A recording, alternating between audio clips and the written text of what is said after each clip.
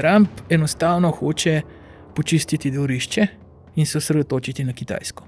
Evropa ima močno vojaško tradicijo, res pa, da je Evropa popolnoma zanemarila trdo moč, obrambo. In treba bo obema voditeljama povedati, da se pač mi ne bomo zafrkavali. Evropa ima state of the art vojaško tehniko, ki pa bolj ali manj butično proizvedena in precej draga. Von der Leyenova predstavlja nek zbirokratiziran Bruselj, ki je sposoben sprejeti prepoved plastičnih slamc. Je bi to začetek konca NATO? Na vsak način jaz mislim, da Trump ni tako neumen, da bi se umaknil iz Evrope. Tukaj bo Nemčija morala prevzeti, verjetno po nemški kancler moral prevzeti vodilno vlogo tistega, ki bo zastopal Evropo. Ne smejo ponoviti napake Trumpa. Mi moramo Ukrajince upoštevati. Jaz ti povem nekaj.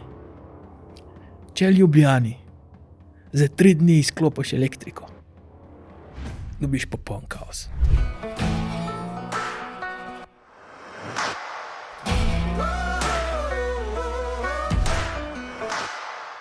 Pozdravljeni v novi epizodi podcasta Bika za roge.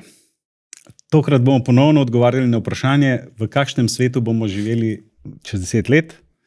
In danes gostimo gosta, obramboslovca Boštjana Perneta. Pozdravljen. Zdravo, Martin. Boštjan, midva se že dolg časa poznava. Drži. Se pa tudi že dolg časa nisva videla. Tudi to drži. Zdaj, dobrodošel ponovno v tem podcastu. Namreč enkrat sva že snemala ta podcast, vendar je bilo to par tednov nazaj, ker je bila situacija še bistveno drugačna. Tako da se mi zdelo primerno, glede na vse, kar se dogaja, da to ponoviva. Zdaj pa bi te samo na kratko predstavil. Se pravi, od leta 1999 si na Ministrstvu za obrambo. Od takrat si vodil različne sektorje, opravljal različne naloge, bil si tudi 3-krat na mednarodnih operacijah in misijah. Pa od leta 2012 do 2014 si upravljal naloge generalnega direktorja OVS. Med leti 2020 in 2022 si bil pa svetovalec ministra za obrambo. Drži. Tako da mislim, da si človek, ki zna marsikaj povedati na to temo, ki jo danes obravnavamo. Petek 28. februar 2025. Ali je bila to prelomnica, neka, o kateri bomo govorili čez nekaj časa, da se je takrat nekaj pomembnega zgodilo, da je bil to, ne lih 1. september 1939, ampak nekaj podobnega, ali je bil to zgolj teater, zgolj neka, pogajalska taktika ali kakorkoli, ki v končni sliki nima neke posebne veljave. Dan D ni bil petek 28. Dan D je bila pač izvolitev Trumpa. Zdaj, Trump je dokaj po eni strani predvidljiva, po drugi strani pa nepredvidljiva konstanta za varnostne razmere. Torej, Trump je napovedal, kakšna bo njegova politika do Ukrajine. Trump je napovedal, kakšna bo njegova politika do Rusije in kakšna bo njegova politika do Kitajske. Ker to so 3 stebri, na katerih sedaj slonijo te odločitve, ki smo jih videli. Trump je teatralen, Trump je populist in pač to, kar smo videli, to je bil teater. Je pa seveda tukaj, ta teater je samo na površini, od zadju so pa bolj resne politične odločitve. Jaz mislim, da je bil ta 28. namenjeni predvsem zamenjavi oziroma odstavitvi ukrajinskega predsednika Zelenskega, ki so ga neformalno razglasili skoraj za persona non grata, oziroma mu povedali, naj ne hodi več v Belo hišo, in seveda potem prekinili še vojaško pomoč, kar je za Ukrajino ogromen problem. Vprašanje, če je to sploh premostljiv problem za vodenje vojne naprej. Tako da živimo v izjemno dinamičnih časih. Izvolitev Trumpa je prinesla zelo velik zasuk.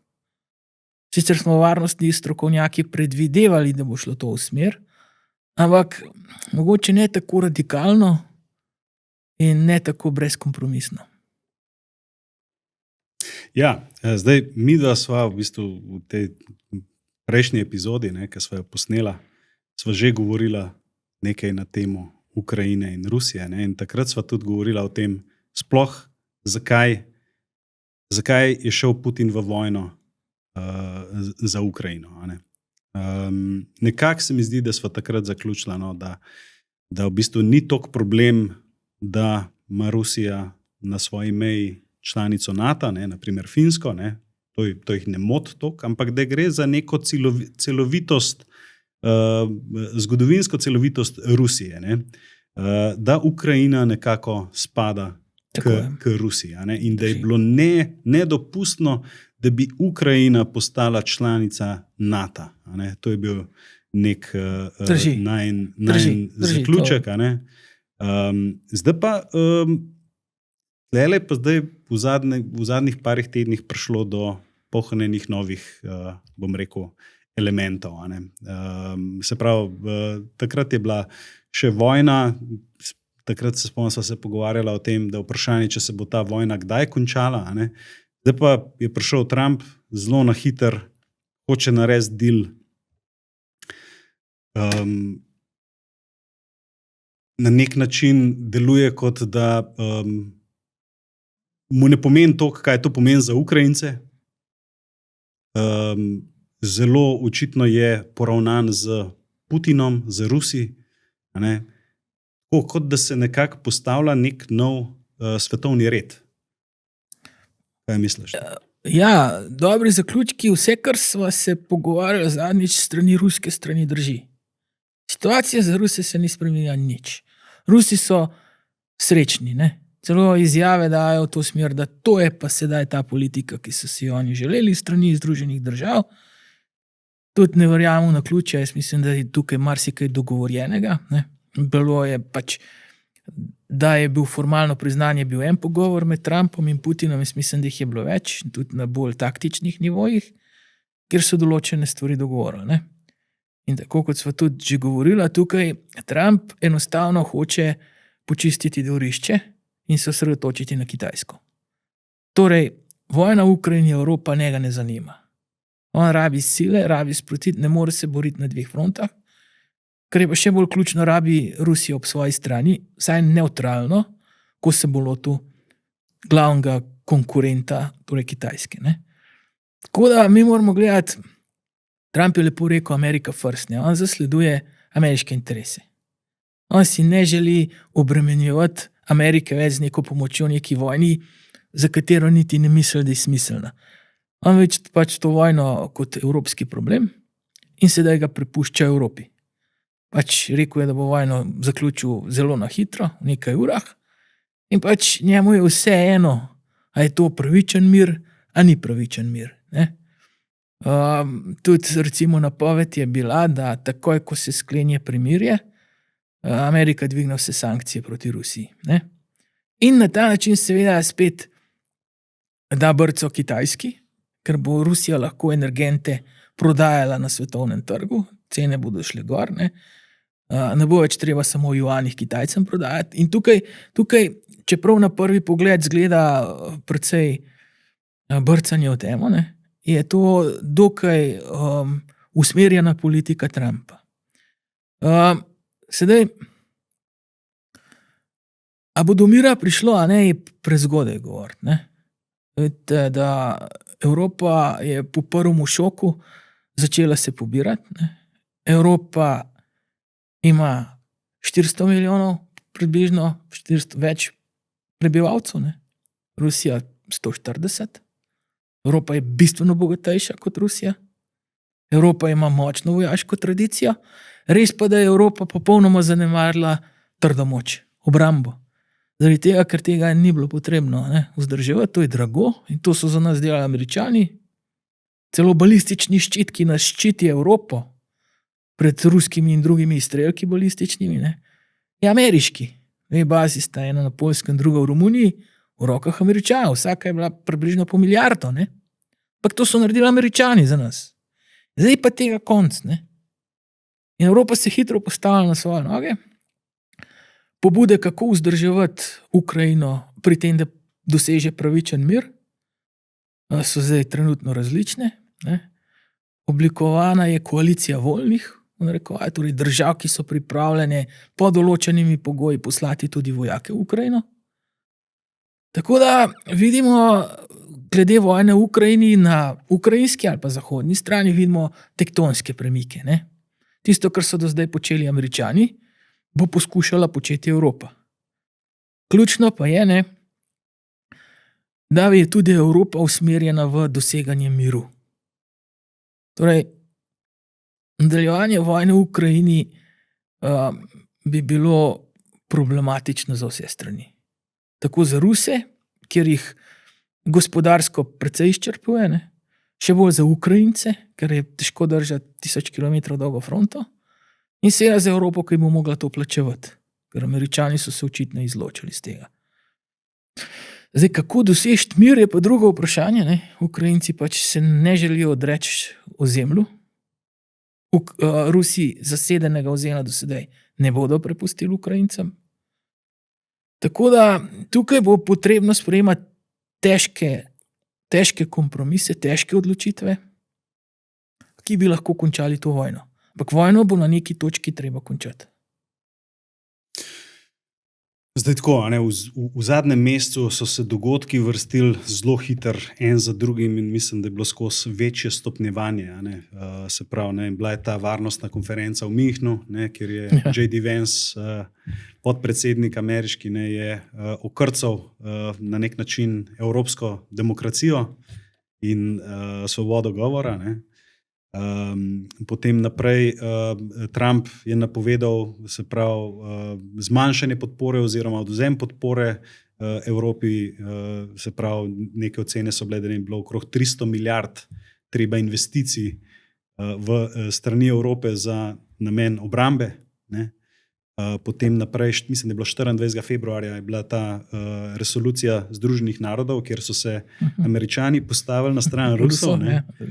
In potem ta 28. februar, ki se je v bistvu, da če gledamo nazaj, ne, se je v bistvu nekako to stopnjeval, da je bil to nek zenit, ne, ta 28. februar, teh, rekel, neke nervoze, tudi v zvezi z temi redkimi zemljami, ne, ki jih je Trump hotel zamenjati. Ne. Skratka, v zelo kratkem času se je ogromno zgodil, tako v neki smislu tega reka, ne, da imamo desetletja, ki se ne zgodi nič, pa imamo tedne, ki se zgodijo desetletja. Ne. Zdi se, da so se v teh tednih zgodila desetletja. Ne. Ker tle v bistvu bila nekako prelomljena tradicija zadnjih 80 let v resnici. Se pravi, ne, Amerika je bila nekako vodilna sila, globalni policaj, da pa zgleda, da se to spreminja. Ne. A je to bil petek 28. sestanek Trump-Zelenski, a je bil to začetek konca NATO? Dobro vprašanje.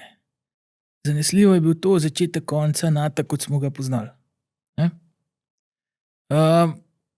NATO je zanimivo zavezništvo, to je najmočnejše zavezništvo na svetu, ki je do sedaj v bistvu temeljilo na vojaški moči Združenih držav.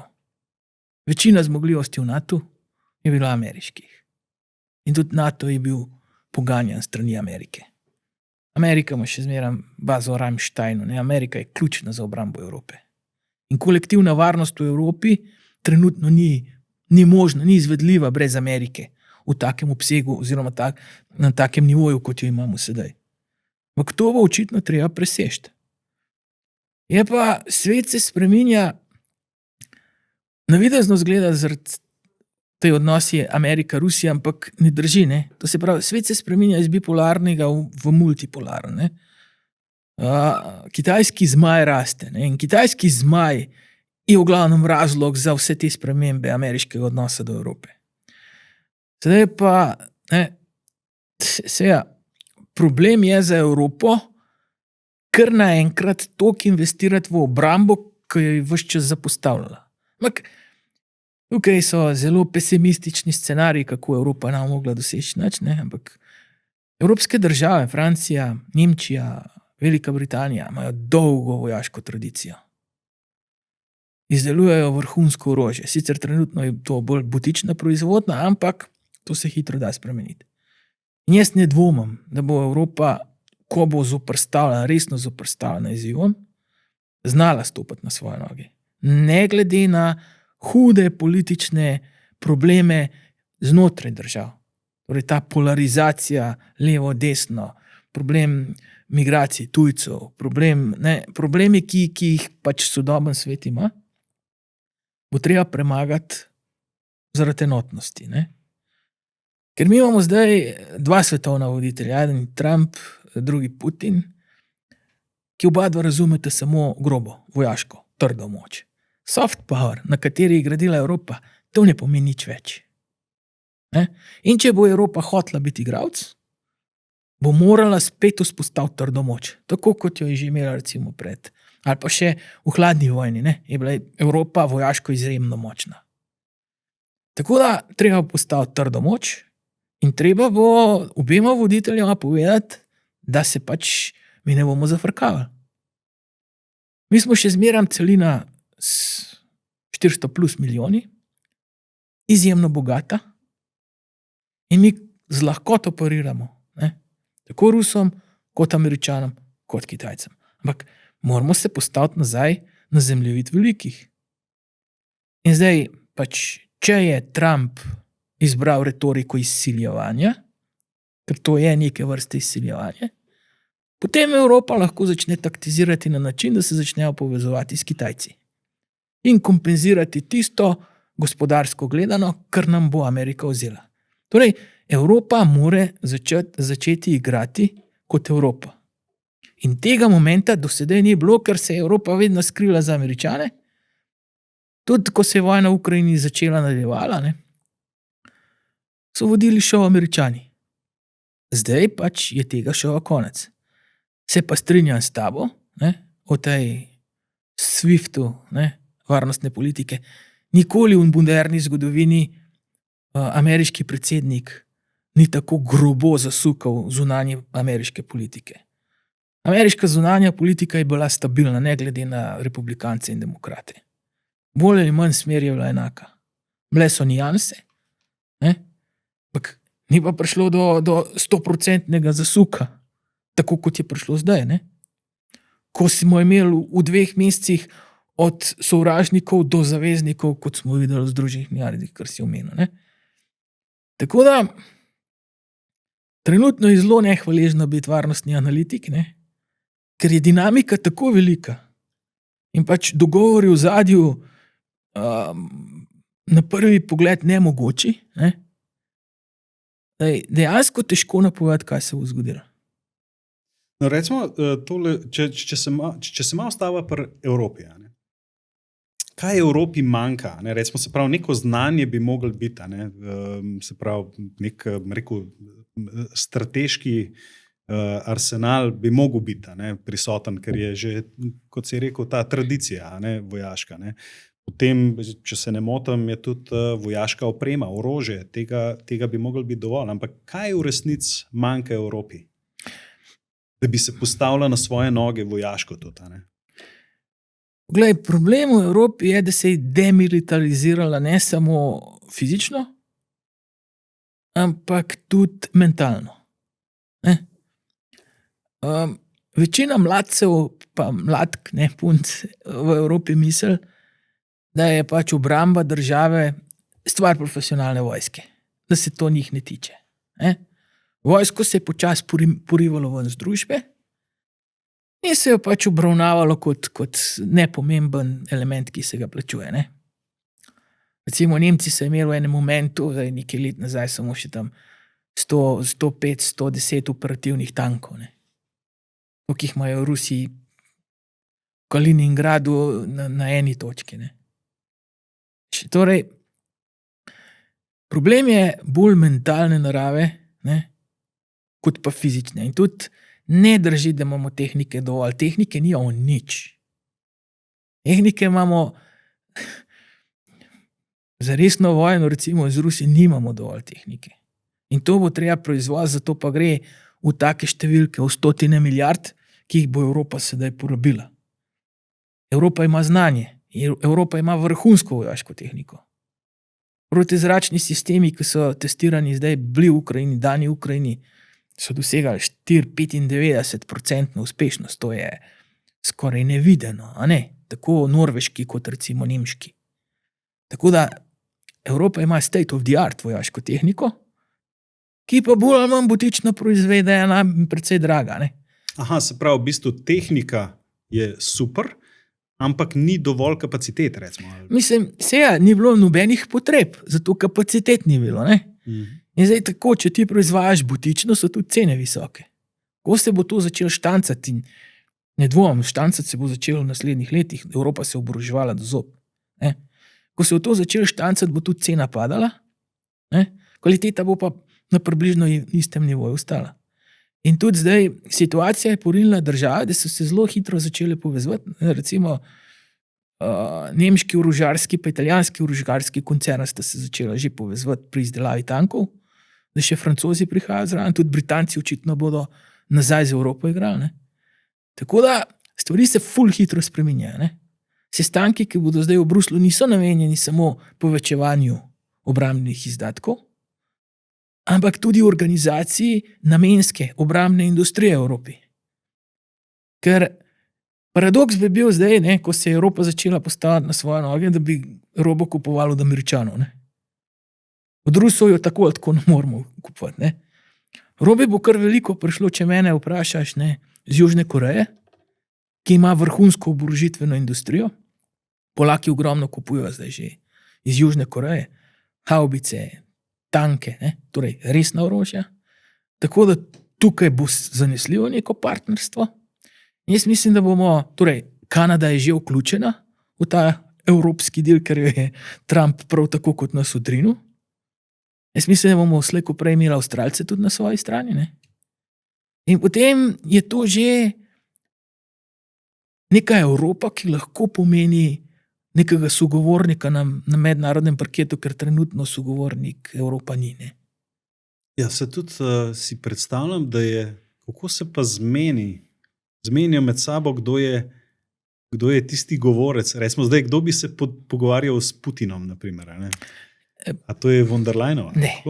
Poglej, se tukaj je hud paradoks. Mi dva govorijo o Evropi. Verjetno misliva EU.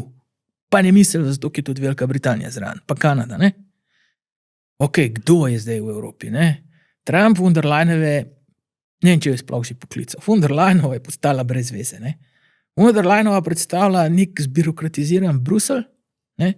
Ki je sposoben sprejeti prepoved plastičnih slamc, je sposoben usiljevati neko zeleno revolucijo, ne? Je sposoben 100 milijard dati na stran za prekinitev izpustov oziroma za manjše izpuste CO2. Ne? Kratka, regulirati in birokratizirati. Tako, regulirati, birokratizirati, ne? Ampak nihče bruseljske birokracije od resnih voditeljev ne jemlje resno. Torej, kaj se je zgodilo potem? Evropa je bila prisiljena, da je poslala najprej Macrona k Trumpu. Macron ima v Franciji samo še 18% podporo in zadnji mandat. Okay? Potem je šel k Trumpu angleški premier, ki je laborist in ni kompatibilen s Trumpom. In tudi tako je bil sprejet. Ok, Anglež, si v redu, pismo kralja si prinesel, super, ampak lej, sinko, ne, to pa to in gremo. In tako je Trump prišel nazaj, je sklical vrh evropski, brez veze. Podobno je naredil britanski premier. Ne? To so vse napačni pristopi. Evropa se bo morala osredotočiti pač na enega šefa države ali pa reči, ok, 3. Ne? Tukaj so spuščali ven Melonijovo in jo kasneje noter dajali, ker je pač s Trumpom bila bolj povezana, kar je tudi napaka. Jaz mislim, da bo treba narediti, da pa pač, ker von der Leyenove nihče ne bo resno imel. Ne? Tudi von der Leyenova izvršne moči nima možnosti uporabe trde moči. Ne? In tukaj bo treba narediti vsaj 4-5 predsednikov, premijerjev, ki bodo otvorili Evropo in enega, ki jih bo predstavljal. Jaz mislim, da je največja šansa trenutno, da bo novo izvoljeni nemški kancler to predstavljal. In smo tudi v času, a veš, ko Nemčija ni zraven, zaradi tega, ker ne more biti, ne, ker je pač ravno po volitvah. Tako da glavni player, eden izmed glavnih playerjev manjka tukaj. Ne? Tudi vprašanje bo, kaj bo s volitvami v Franciji. Ne? Tako da tukaj bo Nemčija morala prevzeti, verjetno bo nemški kancler moral prevzeti vodilno vlogo tistega, ki bo zastopal Evropo. S tem pa, da so egoti teh držav, ki sem jih naštel, ne, in stare zamere tako velike, da je ogromen problem v enotnosti. Ne. Problem je tudi v različnih ideoloških pogledih. Laboristi, ne, ljudska stranka v Nemčiji, ne, krščanski demokrati. Melonijo, ne, med patrioti, sedaj to se pravi še bolj desno. Ne. Torej, treba bo tukaj poenotiti se in povedati, kje je Evropa enotna, kje pač ni razlik, tam, kjer so pa razlike, tista poglavja pa pustiti na nacionalnem nivoju. Ne. Zdaj, a je to možno? To pa ne vem. No, to je bilo moje vprašanje. Koliko je v bistvu realno, da se Evropa tako hitro obrne, da najde nek sistem, neko organizacijo, ki bo funkcionirala. Je pa tle, je tudi verjetno nek plan B, ne? V smislu, kaj če je to spet Trumpova pogajalska taktika. Ne? V smislu, mi vas bomo ščitili, ampak pod drugimi pogoji. Na vsak način jaz mislim, da Trump ni tako neumen, da bi se umaknil iz Evrope. Kljub vsem grožnjam. Ampak jaz sem tudi mislil, da Trump ni tako neumen, da čez noč utegnil pomoč v Ukrajini, pa jo je, ne. Tako da tukaj, kaj bo Trump naredil, to težko sodim po logiki, ne. Tudi zaradi zaveznikov, recimo, ker Trump je velik zaveznik Italije, velik zaveznik Madžarske, ne. Ima tudi z Britanci se ne glede na laboriste dobro razumejo, ne. Tudi z Macronom ni bilo problematičen pogovor, ne. Niti ni bil pokroviteljski, tako da tukaj so linki, ne. Jaz mislim, da Amerika se pa le zaveda, da strateško bi bilo grozno neumno iti iz Evrope, ker če bo zdaj šla iz Evrope, nikoli več ne bo prišla nazaj, ne? Ker jo ne bo nihče več rabil. Evrope ne bo nihče več. Ne, Amerike v Evropi, ne. A veš, ko enkrat v okupacijske ali pa vojaške sile gredo, ne, pač jih ni več, se jih nadomesti. Ne? Je pa, se pravim, to igranje Amerike je pač igranje. Ne? Šef kabineta Zelenskega je ob zadnjem incidentu 28. Ne, rekel, ja, potem se bo pa treba s Kitajci začeti pogovarjati. Ne? Ok, deva malo tlele pri Ameriki zdaj še ostati. Se pravi, Amerika v bistvu tlele dela zdaj zelo neko izolacijsko igro. Eno izolacijsko igro igra. Ogromno nekih zaveznikov so v bistvu odrinili na stran. V bistvu trgajo vezi z tradicionalnimi zavezniki. Ampak vzpostavlja nek nov odnos z Rusijo očitno. Ne? Kaj misliš, da je tlele, kam to pelje? No? Deva tako reči. Mislim, Američani točno vedo, da z Rusijo lahko vzpostavijo recimo temu korektne odnose. Rusi in Američani zavezniki ne bodo. Ne bodo. Tudi zaradi številnih nerešenih tudi ozemeljskih vprašanj, zaradi Antarktike, ne? Zaradi surovin in predvsem zaradi Kitajske. Ne? Ampak Rusija je zelo pomembna pri tem obračunu prvih dveh, torej Kitajske in Združenih držav, a bo stalo na strani, a se bo na kakšno stran postavila. To, da je pa Trump razbil zahodni svet, ker zahodni svet, ne, NATO rečeva temu, širši NATO, je bil vse čas viden kot nek kontrapot. Tako zmaju iz Azije, kot medvedu iz Rusije. Zdaj tega ni več, ne. Trump je to zavezništvo razbil. Še več, ne, Trump je razbil zavezništvo z obema sosedama, z Mehiko in s Kanado, ne. In ta America First zna postati na koncu America Alone. Ne? Računati na zavezništvo s Putinom, to je Trumpu jasno, da to ne bo šlo. Ne? Poleg tega pa Rusija je stkala dokaj tesne vezi s Kitajsko. Rusija je ena izmed vodilnih v BRICS-u, ne, v alternativi, v tistemu, kar se postavlja proti zahodni ureditvi ali pa trenutni ureditvi sveta. Ne. Tako da zračunati na njihovo zavezništvo, to je zelo optimistično. Ne. Na korektne odnose, ja, na mir, na sodelovanje, gospodarsko, definitivno, kaj več pa ne. S tem pa da vprašanje, kakšne so ruske ambicije. Ne? A je to dejansko del Ukrajine in vzpostavitev miru? A je to še kakšen koridor do Kaliningrada? A je to še Prednestrje v Moldaviji? Ne? Mislim, kje je konec tega ruskega sveta, ruski mir, oni govorijo. Kje se bo sedaj to ostalo? Ker mi nimamo absolutno nobenih garancij, da je to v Ukrajini to.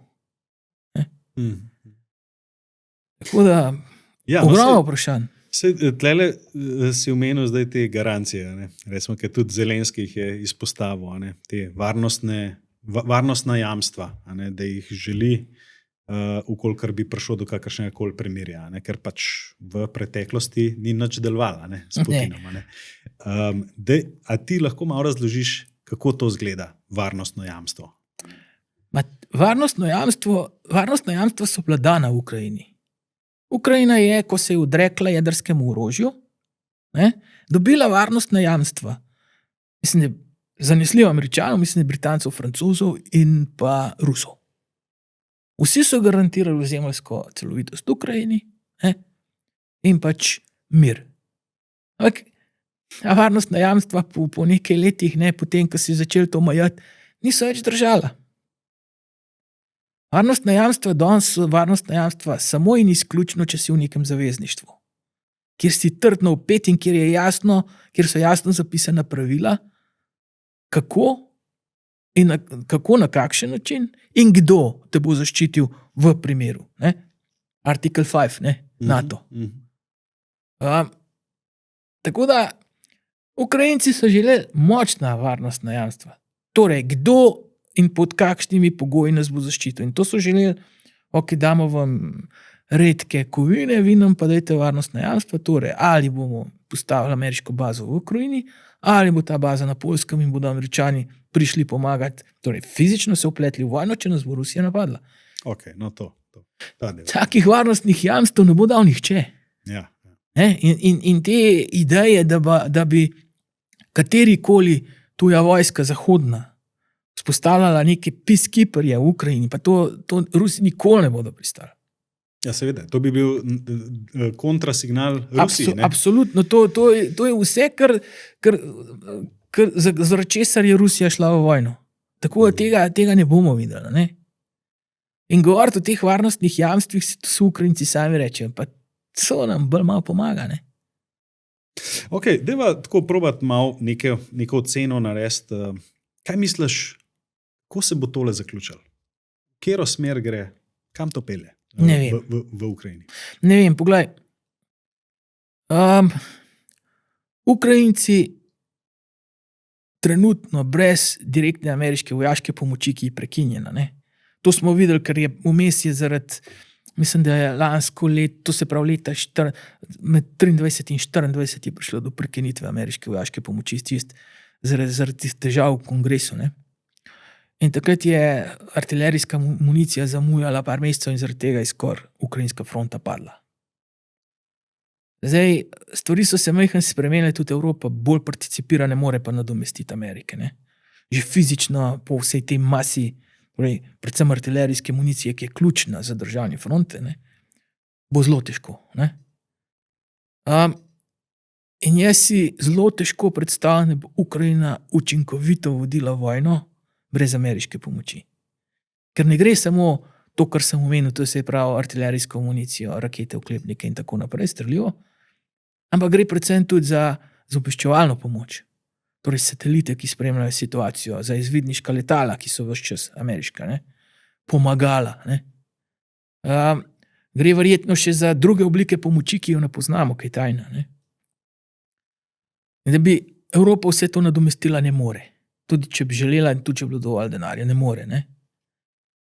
Tako da jaz mislim, da ali bodo Rusi to izkoristili in zelo pritisnili na Ukrajino čez mesec, dva, ko se bo poznal ta manjko opreme,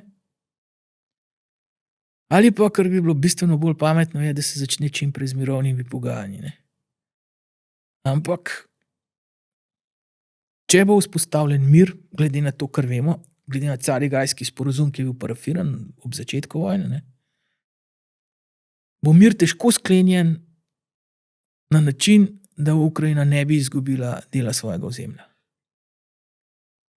To bo pa v Ukrajini zelo težko sprejeto, ker toliko ljudi je umrlo, ne, zaradi ozemeljske celovitosti, zaradi cele Ukrajine, da bo to ljudem težko pojasniti. Zelenski ali kdorkoli drug.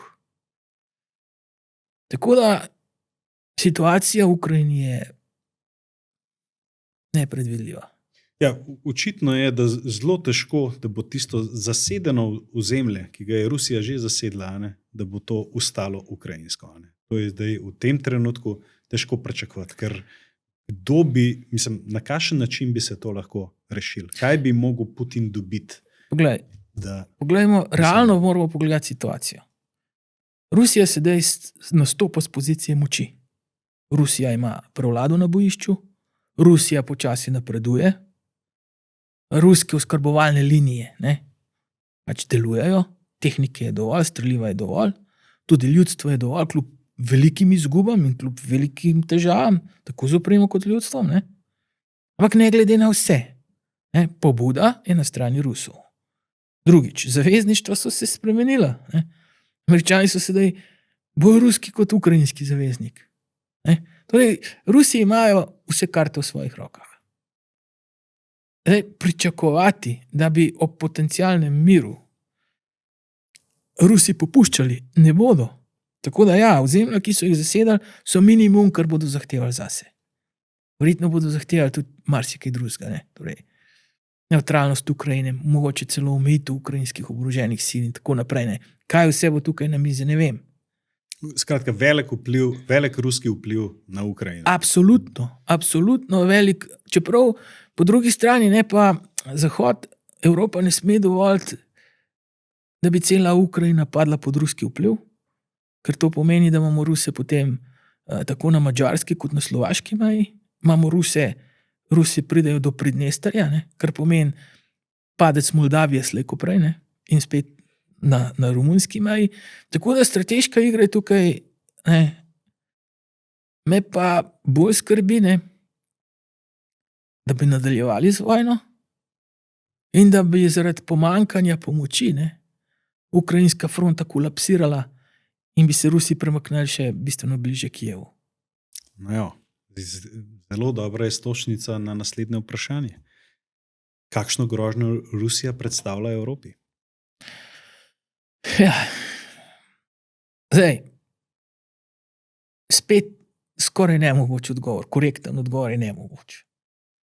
Imamo obveščevalne ocene, obveščevalne analize, zadnja je bila taka Danska, Baltov, Nemcev, ki govorijo, da je pač vojna tukaj, da bo Rusija napadla Evropo.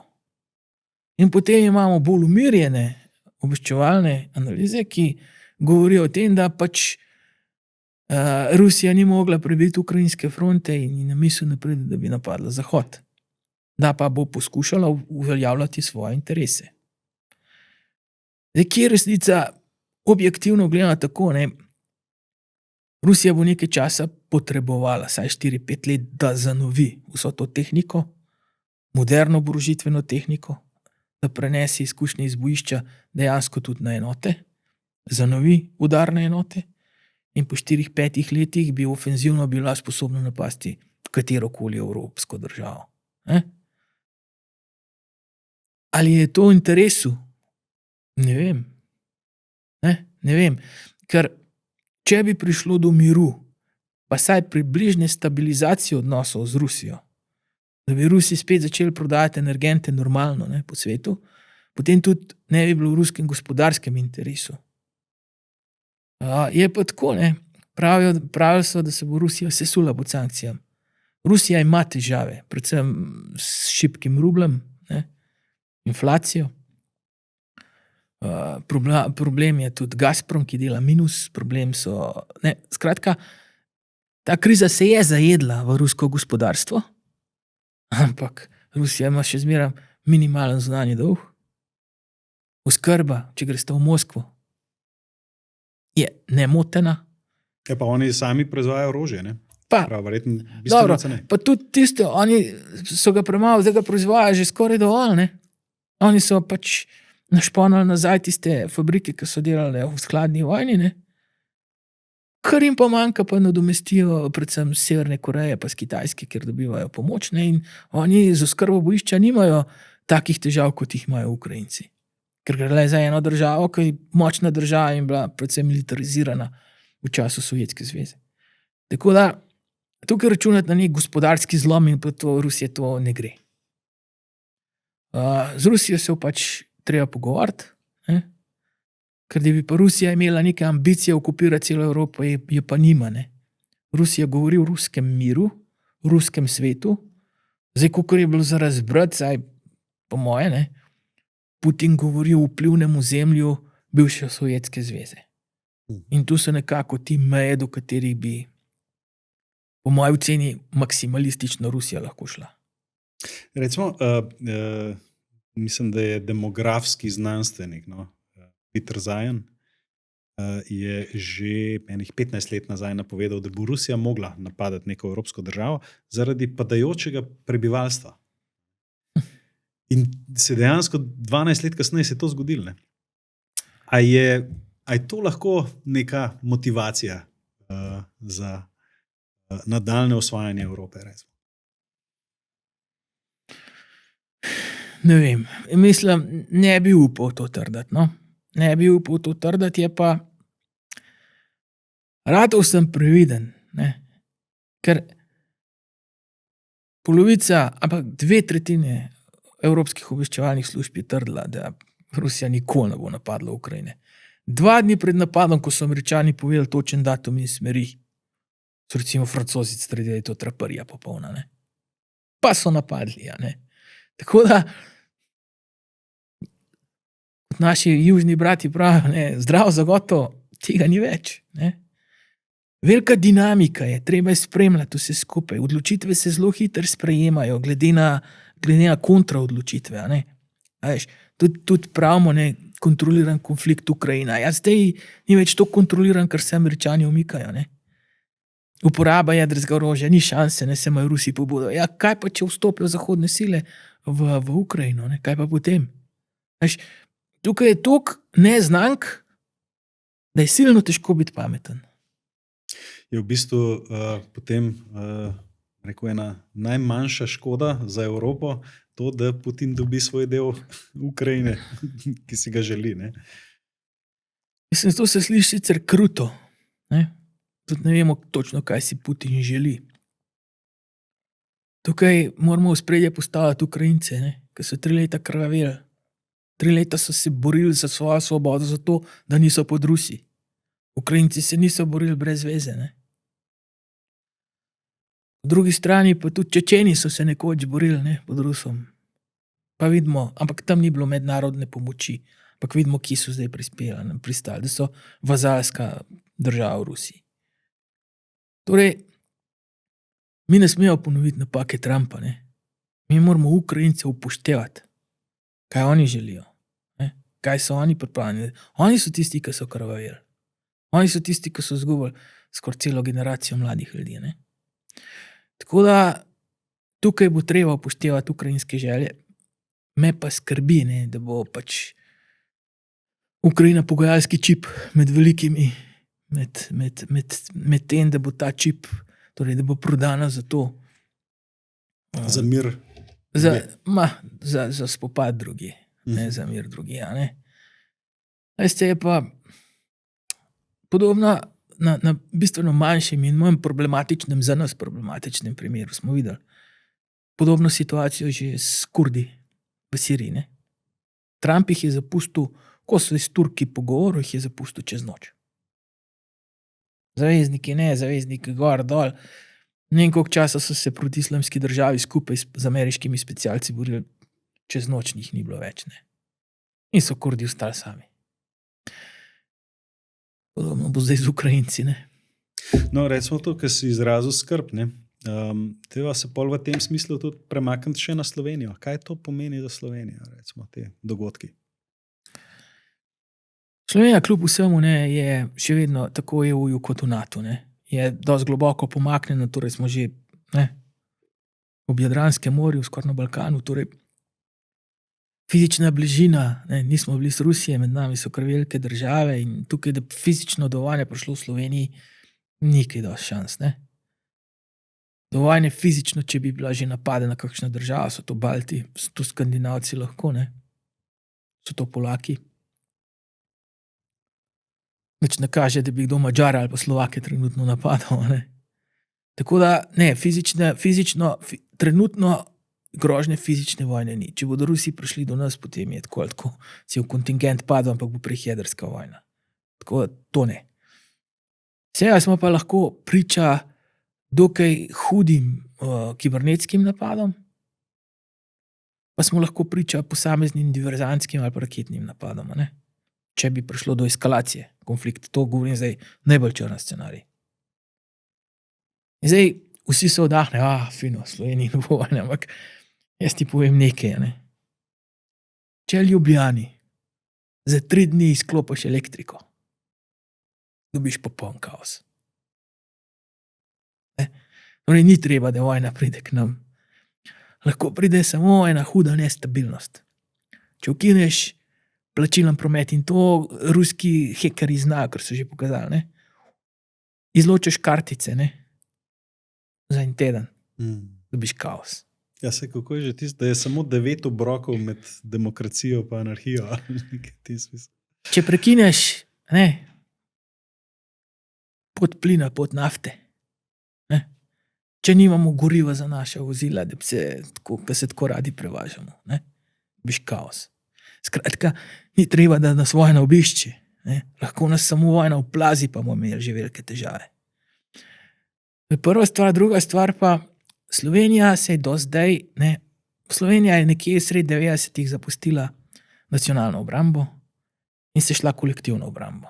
Kolektivna obramba pomeni, da mi računamo na zaveznike, ki nas bodo obranili. In v to kolektivno obrambo mi prispevamo svoj delež. To sta več ali manj 2 bataljonske bojne skupine, ki jih 20 let obljubljamo, pa jih nismo dali. Še danes jih nismo dali. Niti sestali jih še nismo. Tako da smo eden najbolj neverodostojnih zaveznikov znotraj zavezništva. Obljubili smo 2%, ne, ki bi bilo treba zelo hitro dati, da smo rekli do 2030 mogoče. Rute bo na naslednjem sestanku povedal, da bo to do poletja. Ali pa pejte vi nekam, ne. Konc, heca je konc, ne.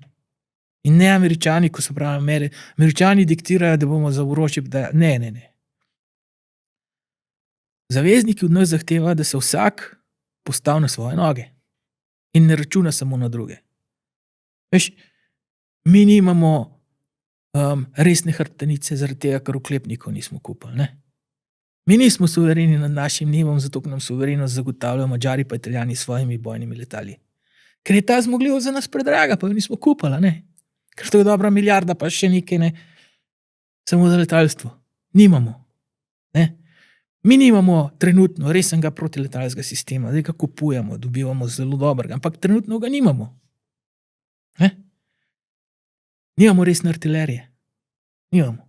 Imamo nekaj vlečenega topništva dobrega, ampak to je par havbic. Torej, mi nimamo resne nacionalne obrambe. Resne obrambe, ki bi lahko zaščitila teritorij Republike Slovenije. Mi računamo samo na zaveznike, da nas bodo branili.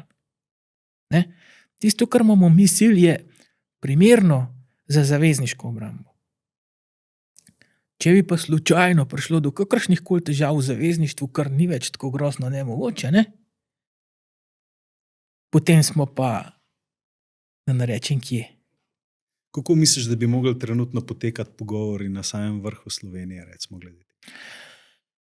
Jaz mislim, da je treba stopati korak nazaj, da je treba pogledati, kako vzpostaviti nacionalno obrambo, nacionalna obramba po nekih minimalnih številkah pač bi bila vsaj 20.000 pripadnikov Slovenske vojske.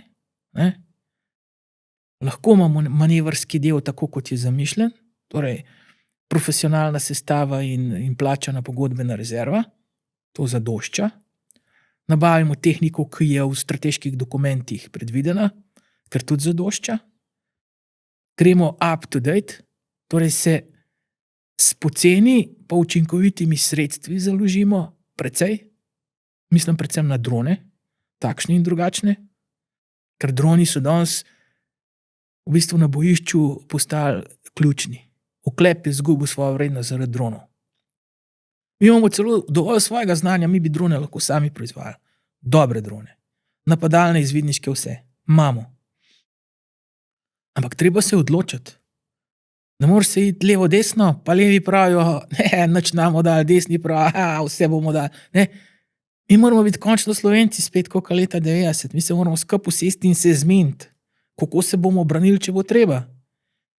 In naš zadnji nabornik, torej usposobljeni fantje v orožju, so stari več kot 40 let. Ne? Mi nimamo več mladih ljudi, ki bi nas lahko branili. Mi stari, ne, bomo šli lahko v jarke, sam vam pa ne vem, če bomo lahko zlezali, kot to poprečna starost, tam 55. Ne? Tudi imamo nekaj lovcev, pa nekaj športnih strelcev, pa to tako, da a ne, 2 naleta bi zdržali, pa bilo to. Malo se hecam, ampak verjetno bo treba naborništvo nazaj postaviti. No? In to čim prej. Ne tako. Obvezno vojsko. Tako. Naborništvo. Pa za obvezno služenje vojaškega roka. Tako. Sicer neko mehko varianto sprez, da ga bodo uvajali Hrvati, uvajali ga bodo Srbi, ne? Ker so pogruntali isto, kot vam jaz razlagam zdaj. No, dobro, počakati njihove izkušnje in potem se za to odločati. Ne? Ker enostavno čez 5 let, ko bo, ali pa čez 2-3 leta, ko bo ta kriza na višku, ne, nas ne bo imel kdo braniti. Jaz bi se mogoče zdaj še malo premaknil na Kitajce. Ja. Ker smo jih že prej omenjala, se pravi, tudi v zadnji epizodi, no, mislim, da si omenil, da je to naslednja svetovna velesila, samo vprašanje časa.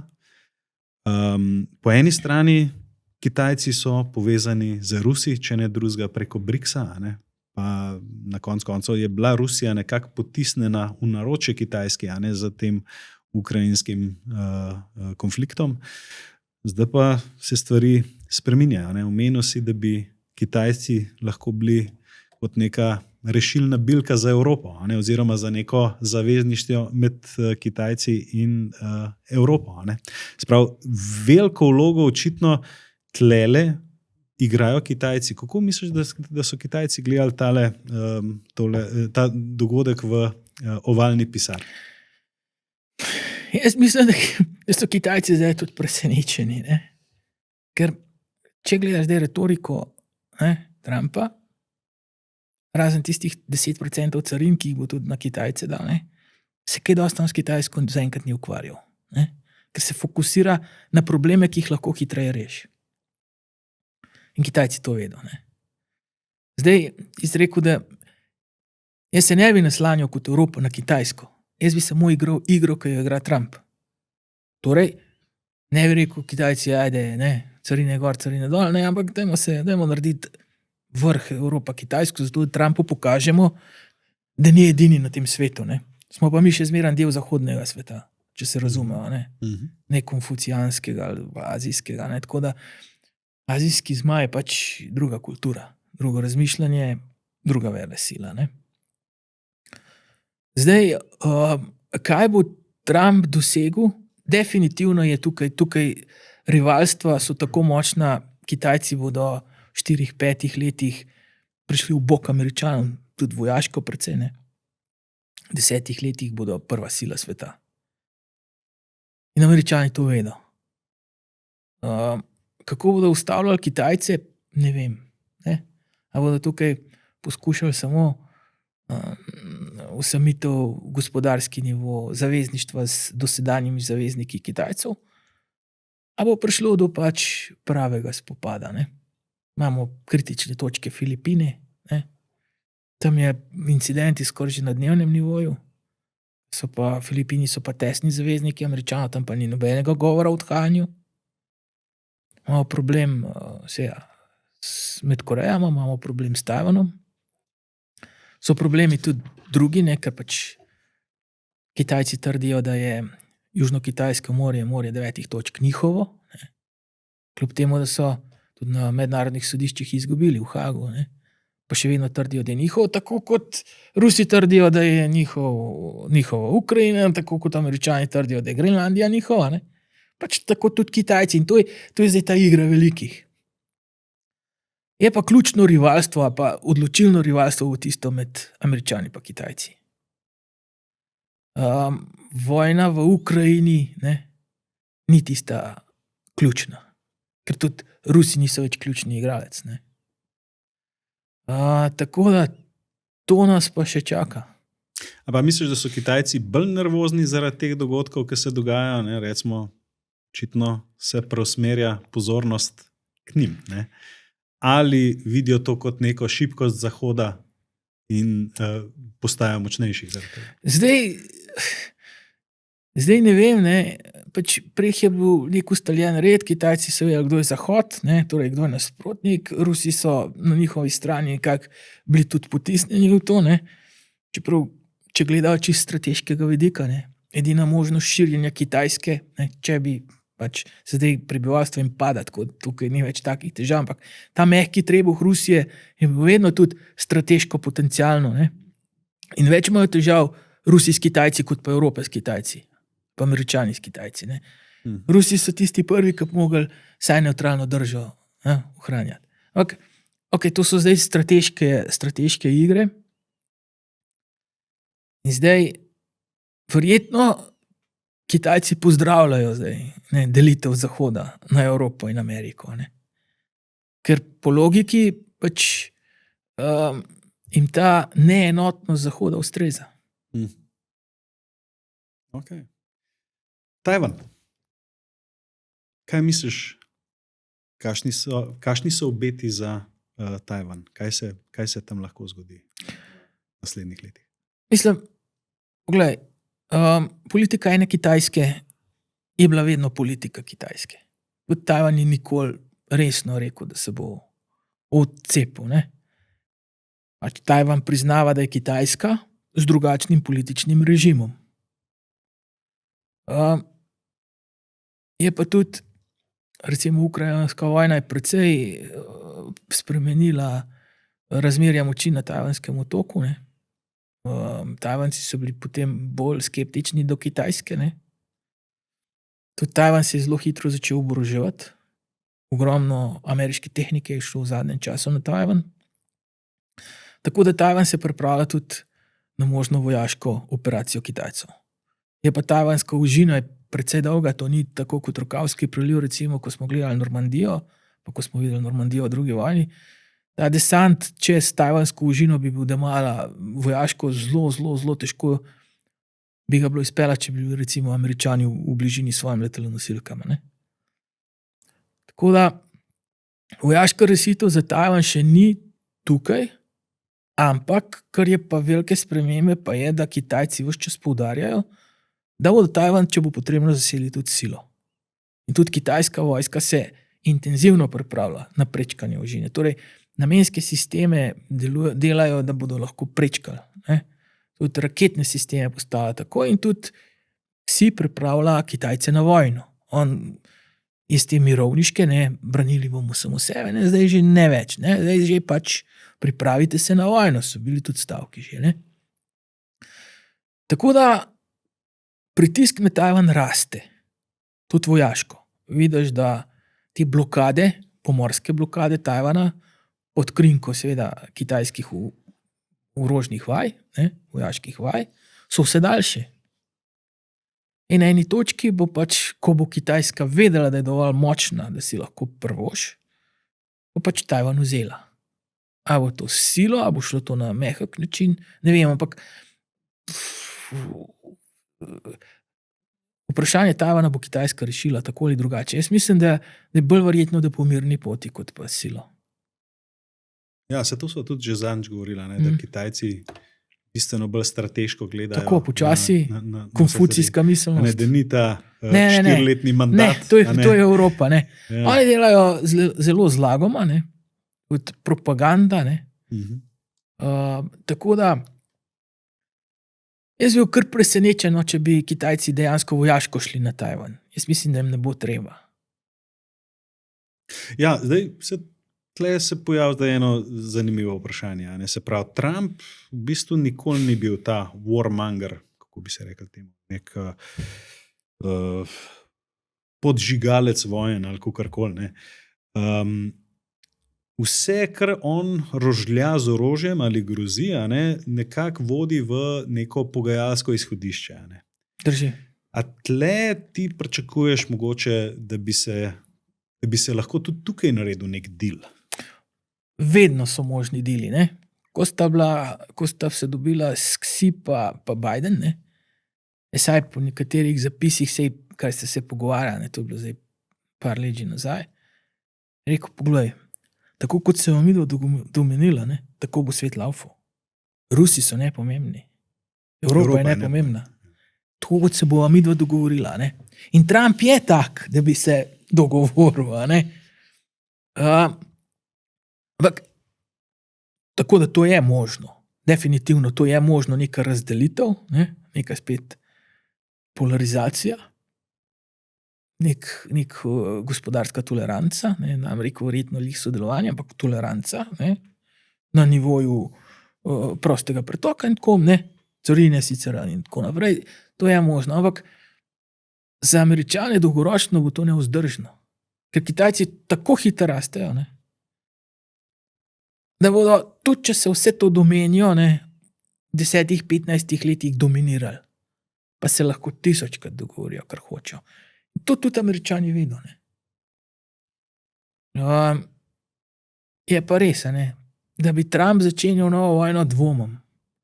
Ampak ne bo pa pogledal stran, če bodo Filipini recimo res napadeni. In mene bo... Verjetno tudi pri Tajvanu ne bi pogledal. Tudi ne, čeprav pri Tajvanu pa Trump, ok, tu ne zna več povedati, prej bi bil siguren, da temu je tako. Mene bolj skrbi, da bi ravno z takih majhnih konfliktov niti ne načrtno prišlo potem do večjega spopada. Ker če bo prišlo do spopada na Kitajskem, bo to spopad na morju, ne na kopnem. Bo to spopad ameriških flot s Kitajci. Tako da upam, da do tega ne pride, ni pa nemogoče. Ni pa nemogoče. Ok. Jaz bi zdaj prišel v to, rekel, glavno fazo najne epizode, to vprašanje, v kakšnem svetu bomo živeli čez 10 let in če zdaj pogledava z vidika globalne varnosti. Mislim, da smo zdaj pogledala vsaj glavne točke, nisva se dotaknila Izraela pa Bližnjega vzhoda, mogoče to lahko vključijo v to glavno vprašanje. Tudi zadnjič si rekel, da napovedovati za 10 let na tem področju, da je znanstvena fantastika, ampak vseeno, recimo, če malo probava pogledati, kako bi se to lahko razvilo, ali pa recimo, kjer se tebi zdi, kako bo izgledal svet čez 10 let z vidika globalne varnosti. Pa bi šel vsaj tako, nekako pesimistično bo optimistično, Verjetno je nekje na sredi, potem, če ne bo nekih vojn, pa če se vojne zaključijo, definitivno bo naslednjih 5-6 let sledilo obdobje oboroževanja in kazanja mišic, tudi če ne bo vojne. In to z vseh strani. Kitajske, ruske, ameriške, evropske. In potem proksijev. Oboroževanje vedno za sabo potegne manjše stroške na drugih področjih. Ko to bodo družbe čutile, to ne moreš se oboroževati, brez da bi ljudje to čutili. Potem pa jaz močno upam, da bo vzpostavljeno neko ravnovesje,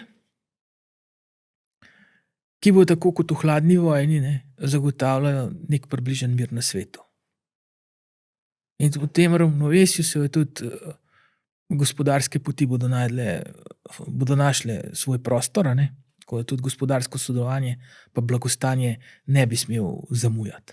Ne? Po drugi strani pa, če pa pride do vojn, ali pa če se vojna nadaljuje ali razširijo, recimo na območju Evrope, pa če se pojavi nova vojna na Kitajskem, potem je pa zelo težko napovedati, koliko daleč bi ta vojna šla in koliko bi nas to prizadelo. Tako da močno upam, oziroma upam, da bo šlo po mirni poti, da bodo oblikovana pač neka nova razmerja okrog bipolarnega, torej Kitajci, Američani, zavezniki, Rusi, Evropejci, da se bo našel nek balans, kjer bomo vsi nekako spoštovali pa vedeli, do kam nas rival lahko gre, in da bomo pač v tem varnostnem strateškem okolju tudi znali sobivati, torej gospodarsko sodelovati. Upam, da bo temu tako. Ok. Zdaj imamo še ta segment hitrih vprašanj. Ja. Pa bi jaz kar začel s tem, se pravi, omenil si, da bo prva vojaška velesila čez 10 let verjetno Kitajska. Drži. Ali se to lahko zgodi brez vojne? Ameriko pa Kitajsko, med velikima velesilama. Ne vem. Verjetno lahko, ampak tudi vojaški spopad je verjeten. Ne morem tukaj dati enoznačnega odgovora. Ok. Ali bo NATO še obstajal čez 10 let? NATO je najmočnejše zavezništvo na svetu. Pred 2 mesecema bi rekel zanesljivo, ali pa verjetno. Zdaj nisem več tako prepričan. NATO verjetno bo obstal, bo pa verjetno nekoliko preoblikovan. In NATO ne bo več Združene države, ampak bo NATO bolj uravnoteženo zavezništvo. In vprašanje, v kakšni meri bodo še Združene države sodelovali v NATO. NATO, tudi če se ne bo imenoval NATO, bo pač to neko zahodno zavezništvo, ki ne bo razpadlo. Tako da to zavezništvo bo obstajalo, zdaj bo pa v točno taki formi, kot je danes, to pa težko rečem. Kako bo izgledala, ali bo imela EU svojo vojsko čez 10 let? Ne. Mislim, da ne. Mislim, da se zdaj kaže, da pač je vojaški resursi so predragoceni, da bi še drobili, da bi se šli neko vojsko NATO, neko vojsko Evrope. Tudi Evropa bo mogla sile združevati.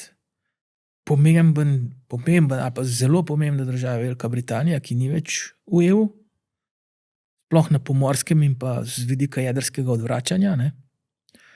Tako da jaz mislim, da neka resna velika evropska vojska ni verjetna. Zdaj pa še eno malo bolj znanstveno fantastično vprašanje. Med drugim je tudi Elon Musk je omenil, da je približno 20% verjetnost, da gre se pravi ta AI revolucija umetne inteligence, da gre v napačno smer. Kako ocenjuješ verjetnosti, da 3. svetovna vojna ne bo potekala med ljudmi? Poglej, 3. svetovna vojna v prvi fazi tako ali tako ne bo potekala med ljudmi. Ker droni prevzemajo bojišče in to hitro. Zdaj v Ukrajini smo videli, je še nekoliko je ljudstvo sodelovalo. Ko se to meham bo razvijati v obdobju 5 let, bodo vse frontalne enote dron. Torej dronski oklepniki, dronska letala, dronski samomorilci in tako naprej. In šele, ko bo ena stran toliko poražena, da bodo do ljudi prišli, bodo človeške žrtve. Da bi se pa droni proti nam uprli, s pomočjo umetne inteligence. Včasih je bila to čista znanstvena fantastika, zdaj si znam predstavljati, da se to zgodi, ampak mislim, da v 10 letih ne. Ok. Te še zadnje hitro vprašanje. Kje bo Boštjan Perne čez 10 let? V Sloveniji zanesljivo. Z varnostjo verjetno se bom še ukvarjal. Kaj več pa težko rečem. Kakšno mesto ministra lahko pričakujemo? Nimam nekih hudih političnih ambicij. Ok, no super. Boštjan, jaz se ti zahvaljujem za še en super podcast. No? Mislim, da sva kar dobro obdelala to današnjo tematiko in upam, da bojo poslušalci odnesli nekaj od tega. No? Hvala, Martin, pa močno upam, da v tej hudi dinamiki, da se ne bo še ta tretjič dobila. Ja. Hvala, Boštjan. Hvala vsem, da ste poslušali. Se vidimo naslednjič. Čau.